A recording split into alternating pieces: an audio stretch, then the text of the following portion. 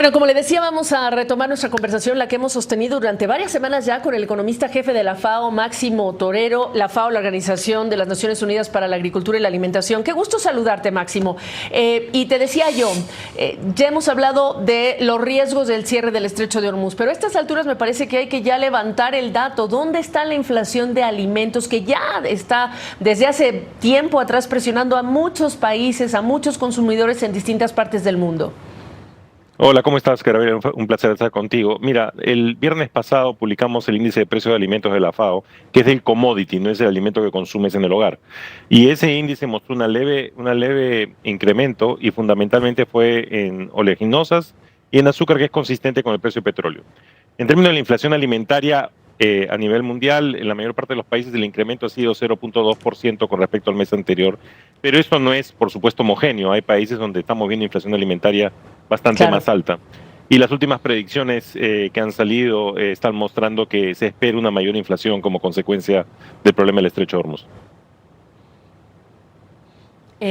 ¿Ya tienen ustedes escenarios de cuánto puede crecer? Y si tienes también ejemplos de dónde la inflación, y en años pasados lo hemos conversado tú y yo, se convierte ya en una fuerte presión para las autoridades que no tienen suficientes recursos para dar subsidios o apoyos, y para la población y el descontento social, ese riesgo de descontento social. Exactamente, mira, el problema acá es, como decimos, el reloj, ¿no? Y el reloj ya está llegando a límites en el sentido en que el problema se está volviendo en la decisión de los productores de plantar lo mismo, pero con menos insumos y por lo tanto menores niveles de productividad, y va a haber menor oferta de alimentos en la segunda parte del año y el próximo año, y eso va a llevar a un incremento de los precios de los commodities de alimentos y un incremento en la inflación de alimentos. Entonces estamos hablando de una situación que, si combinas el efecto de la energía, de lo que es combustibles, que aumenta el costo de todo lo que es la parte de transporte, pero además aumenta de ese pan que compras en la tienda, aumenta un porcentaje, parte de la estructura de costos de ese pan, donde el trigo es 10 al 15%, el resto es energía y mano de obra.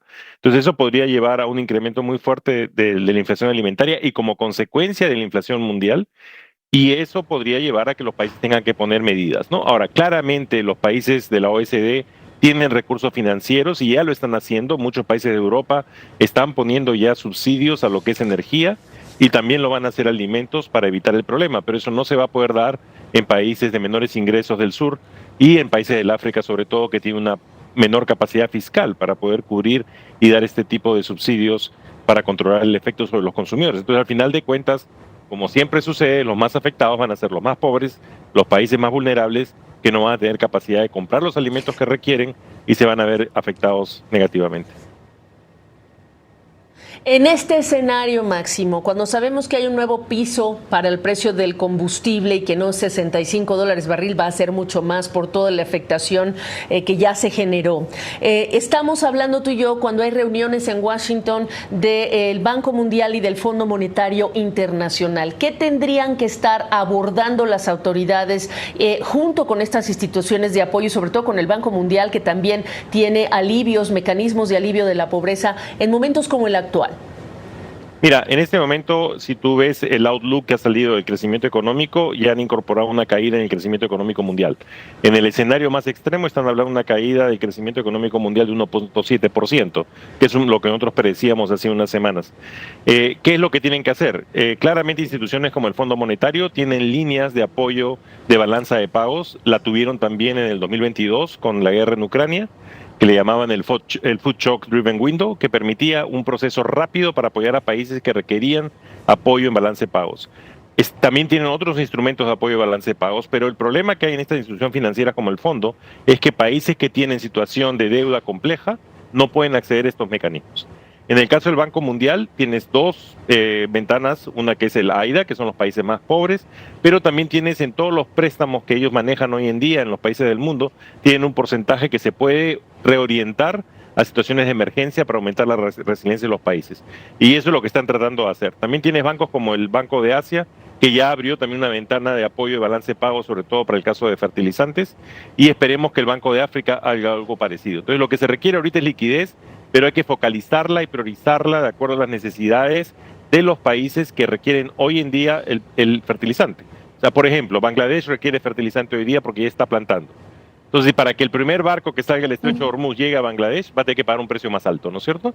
Y eso es un poquito lo que se tiene que buscar. Si esos países requieren esa ayuda, tienen que tener estas ventanas para poderla solicitar.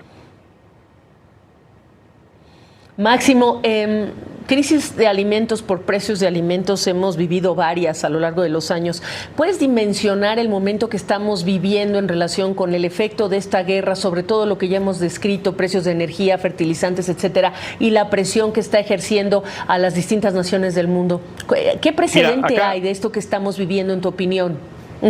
Mira, acá hay que ser muy claros. Esta no es una crisis solo del este, no es una crisis que solo está afectando a Asia. Asia está siendo afectada más rápido, pero es una crisis que está afectando al sur y que se va a mover al oeste y del sur al norte. Entonces va a tener un impacto muy fuerte sobre el crecimiento económico si es que no se mueven los navíos en el estrecho de Hormuz. ¿Qué nivel estamos hablando? Ya hoy en día estamos hablando a la mitad de la caída de la demanda de energía que hubo durante el COVID-19. Si la situación sigue empeorando y el reloj sigue avanzando y no se mueven los navíos, nosotros estamos diciendo que esto puede llegar a ser tan serio como fue la crisis del COVID-19 en términos de inflación alimentaria y en términos de crecimiento económico, sobre todo. Porque los países, cuando vean inflación, van a tener que reaccionar subiendo la tasa de interés. Y eso se llama estanflación, ¿no? Creces poco y tienes inflación. Claro.